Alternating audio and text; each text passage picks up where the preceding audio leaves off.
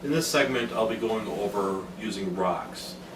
The only problem with using rocks is you're more likely to bruise yourself. So that's why when you're massaging yourself with rocks, just take it really slow to start off with and see what you can handle it.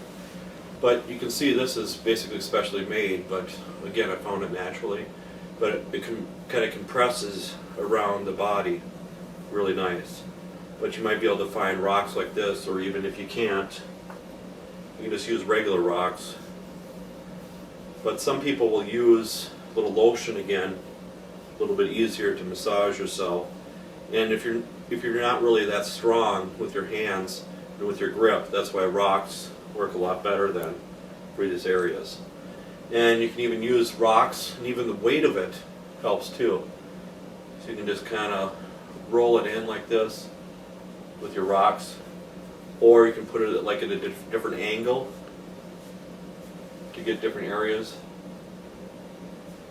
And I'm not going to demonstrate this, but what you can do too is just lay a rock down on the floor, and like in the glute region, you can go like this, just roll around on that area too.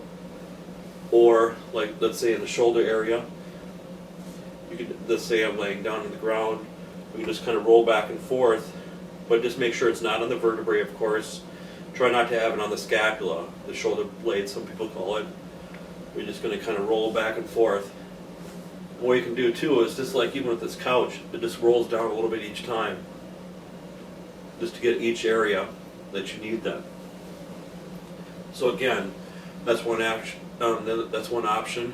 But as you can see, this is bigger and rounder, and you can even put it this way if you want a little bit more pressure to really get these areas. So if you're going to use this, use it more on like a carpet. Do not use it on a wall, of course, but use it like on a couch or on the floor. But if you do have any lotion or oil on there, it's going to stain those areas on the house, so just be aware of that too. But another even easier option, I'm going to use a pillowcase for the rock.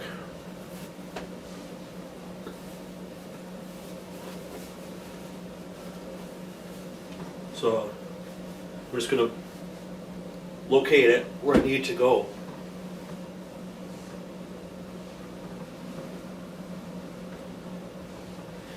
And this works really nice too on the floor.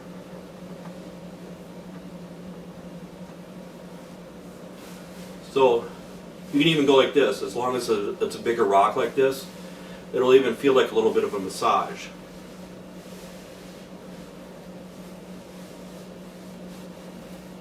But these smaller rocks will not work as good. But again, these bigger rocks will. But you can even just keep it in there, and you can just massage different areas of your body this way.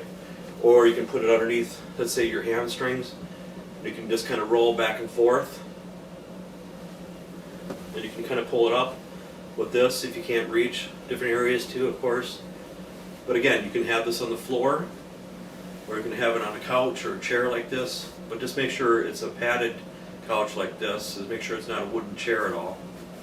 But you can just kind of move it around.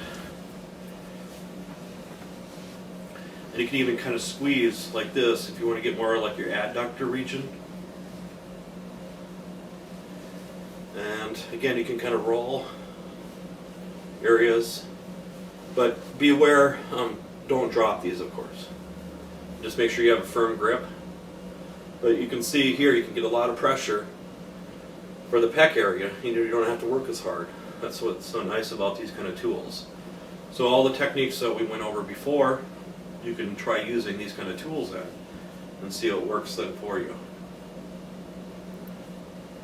And you can even kind of roll it too. So I'm using the side of the rock, so again, it's not totally round. You can get more deeper pressure that way, or you can even kind of twist it. But again, you can, right in the shoulder, you can even kind of compress up like this. So I'm getting right underneath, like the suboccipital ridge. Remember, big areas for headaches.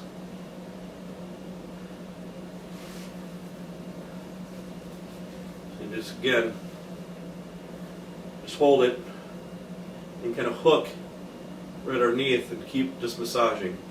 But again, make sure you're not massaging the rock on your vertebrae at all, your spine, okay?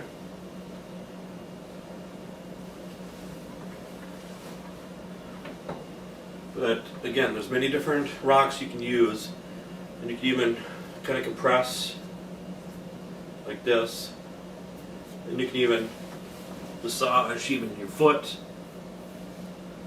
So you can massage your foot, or you can massage your leg like this. But again, if you want a little bit more, you can put some lotion on there, do a little bit more gliding, so you don't have to work as hard then. So again, rocks are a great thing. But when you find rocks, it's a good idea to use soak them in like hot water, and then put a little bleach on them too, especially if you find them in like the lake. But they're basically river stones, or if you want to get basalt stones, those are hot ones. And if you want to incorporate a little bit of hot rock into it, you can just get a crock pot, and you can put the rocks in there and just heat them up a little bit. So just the temperature just a little bit, then you can massage, you can heat and massage at the same time. But kind of the belief behind hot rocks is if you go like this and it's too hot to hold it there, it's too hot to have on your body basically.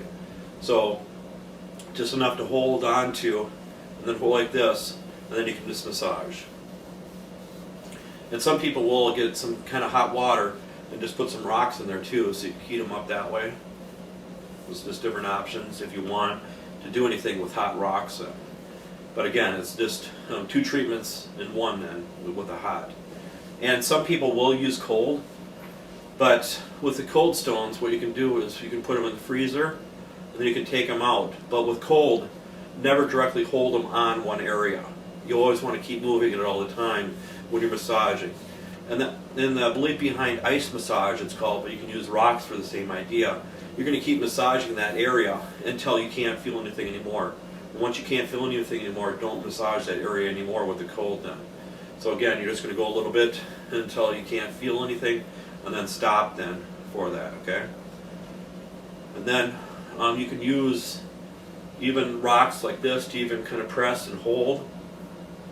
And if you think you're going to do anything with, if you're going to bruise yourself or just too much pressure that way, you can just wrap like a towel or even a sock or anything else like this, so it's a little bit softer when you're massaging that.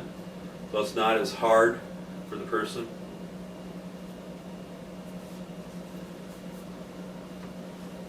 Okay, so that's, I'll just show you some different rocks that I have.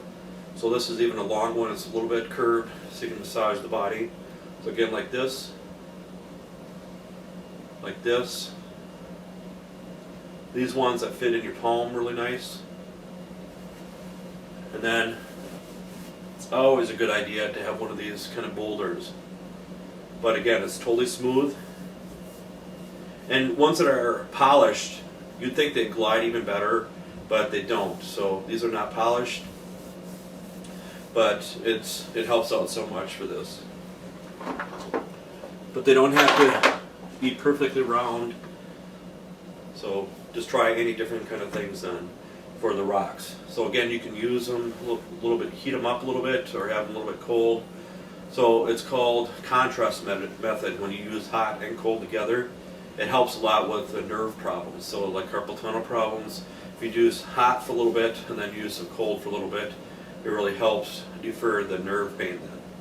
So again, with the rocks.